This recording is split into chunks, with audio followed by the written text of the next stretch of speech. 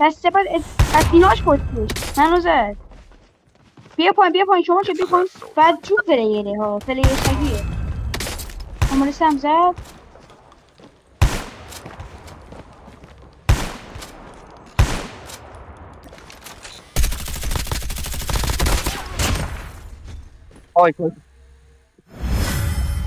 خوردم بابا. سلام بچه چطورید؟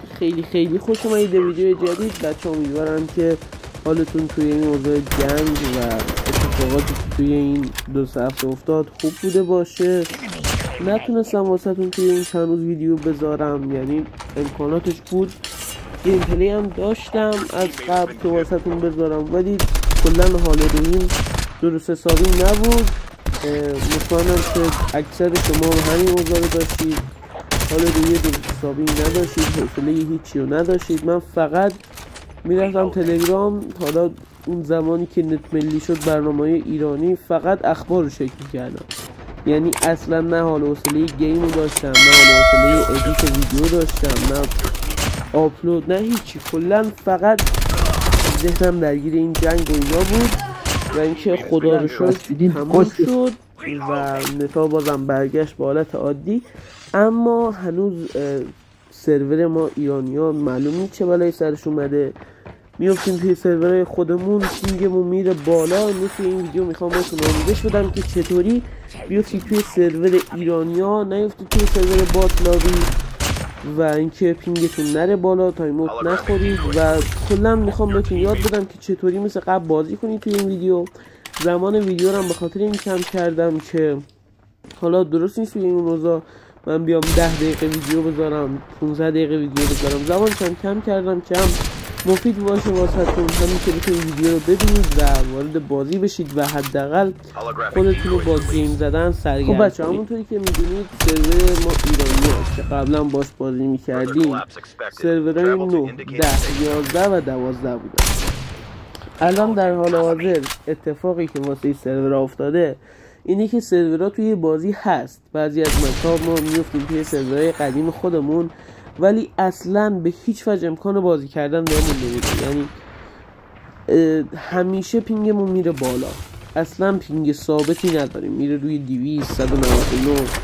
و اینکه الان سروری که واسه ما ایرانی ها درست شده و اوکی شده و میتونیم اوکی بازی کنیم و اینکه بات هم نندازه جلومون، بچه ها سرورهای 14 و 15. سرورهای 14 و 15 الان فقط ایرانی ها رو داره میندازه اینجا. مثل قدیم که خودمون بودیم، ایرانی بودیم، بات نمینداخت، خارجی کمتر مینداخت، عرب نمینداخت. الان سرورهای 14 و 15. بچه ها واسه اینکه بیاد که سرور 14 و 15، اول از اینکه اگه بازی رو استارت کردید و اینکه افتادید توی سرورهای قدیم خودمون، من حتما قبل از اینکه بازی استارت بشه از اون مچ لفت بدید و اینکه حتما باید مچی رو استارت کنید که بیاید توی سرورهای 14 و 15. اکثرا سولو هم که استارت کنید نمیدید، باید همیشه یه پلیر همراهت باشه که از قدیم باهات میومده توی سرور ایران. نمیدونم متوجه بشید.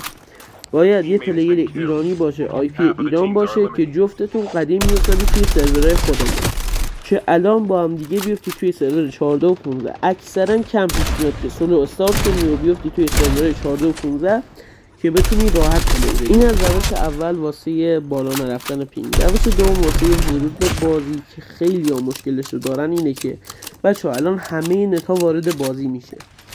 یعنی شما میتونید برید توی لابی بازی رو ببینید و اصلا تا میای استارت کنی یا تایم اوت میخوری یا اینکه کلا پینگت میره بالا.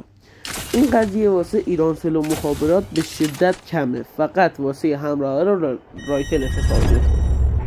واسه این کار شما میتونید زمانی که میخواید مچ رو استارت کنید VPN یا DNS تون رو روشن کنید، برید توی بازی، وقتی که بازی استارت شد اون موقع خاموش کنید.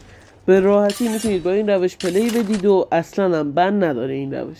اگرم DNS اختصاصی یا فیلتر شکن خواستید، من یه کانال رو توی دیسکریپشن همین ویدیو میذارم، بیاید اونجا بهم پیام بدید، کانال خودمه و اینکه با یه هزینه خیلی کم بهترین سرورها رو بهتون میدم. خب کل آموزش همین بود. دمتون گرم که تا اینجا ویدیو رو دیدید. حتما ویدیو رو لایک کنید، چنلم ساب کنید و اینکه این تکس زیبا رو هم ببینید. اسیناش کشتش منو زد.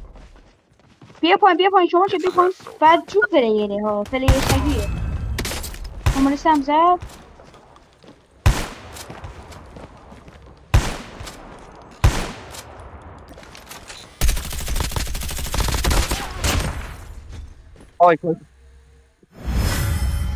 خوردم بابا.